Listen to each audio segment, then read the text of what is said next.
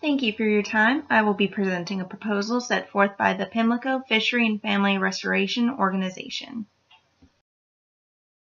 Let me introduce myself. My name is Shelby Lott, and I'm a resident in Pimlico Plantation. In addition to this, I am a student and a sales representative, spending a majority of my time inside working. That is why I truly cherish those times when I can be outside in nature and enjoy time with friends and family. Whether it's hiking, camping, rock climbing, or fishing, being active is a significant part of my life. Having moved to Pimlico Plantation, I was overjoyed to learn that my neighborhood contained a 57-acre pond. I was already picturing the days I could spend out there, fishing on the pond with my fiance, making picnics, and grilling out with neighbors. And in time, when we start a family, we would want to bring our children to enjoy quality time together out in nature.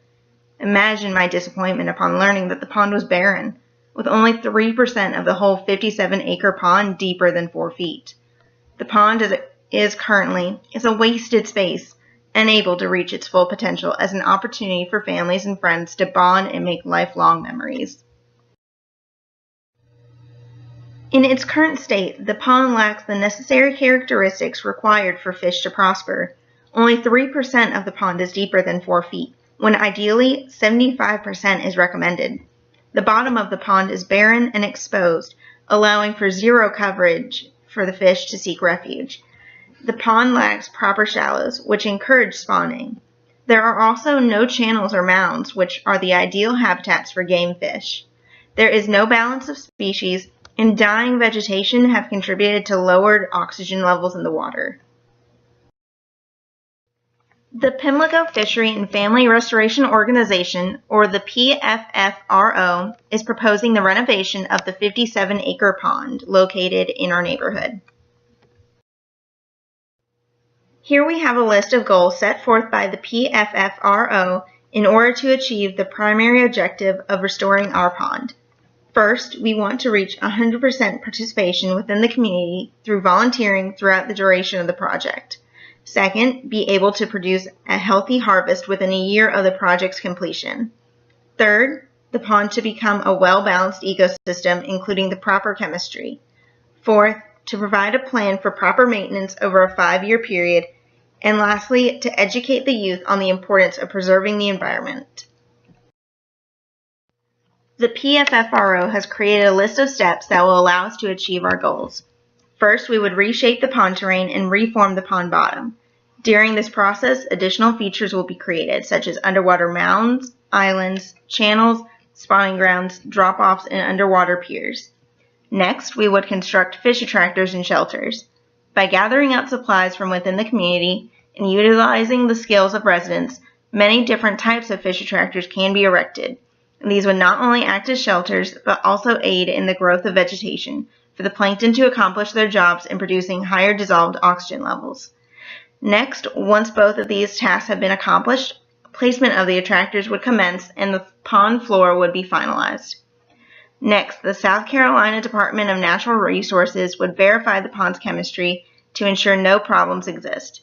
And then they would stock the pond with the correct species and population ratios. For this pond, the recommendations are 28,500 bluegill, 2,850 largemouth bass, and 1,425 channel catfish. In addition to these steps, one of our goals is to educate the youth on the importance of preserving the environment. This would be accomplished through holding educational sessions explaining the importance of each aspect in this ecosystem.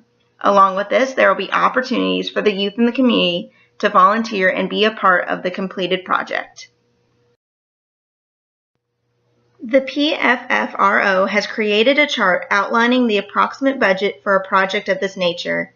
As members of the community are able and willing to donate time, skills, and resources to this project, and the South Carolina Department of Natural Resources is providing consultants and the stocking of the pond with fish, we are ensuring that costs are as low as possible.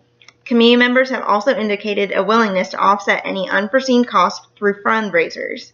As indicated in the chart, we are estimating that the total cost for creating an ideal fishing pond would be close to $5.7 million. This is an opportunity to invest in our community, in our families. We'd be creating a way for family and friends to spend time outdoors and connect with nature. These experiences will be treasured by many for years to come, making Pimlico Plantation a gem in the Moncks Corner area. The potential for our community to become a place known and admired for its strong sense of family can start now with revitalizing our pond. In addition to being an investment for the community, I also mentioned that this will be an investment for our family. I will forever remember and cherish this day that my family went fishing at their community pond. This photo was taken 2 months before my mother passed away, and I am grateful that I was able to make lasting memories with her. This is what I want for my family and my community, a way to make memories that matter. Thank you for your time and consideration for this grant proposal for Pimlico Fishery and Family Restoration Organization.